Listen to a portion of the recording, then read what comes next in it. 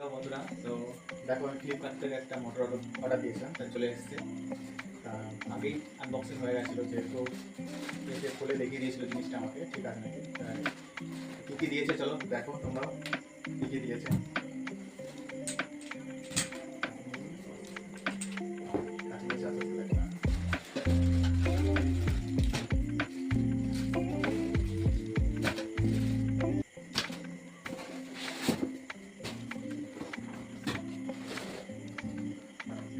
Check pump এটা,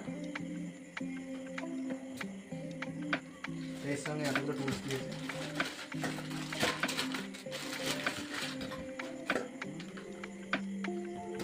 pipe দিয়েছে, দুরকম পাইপ।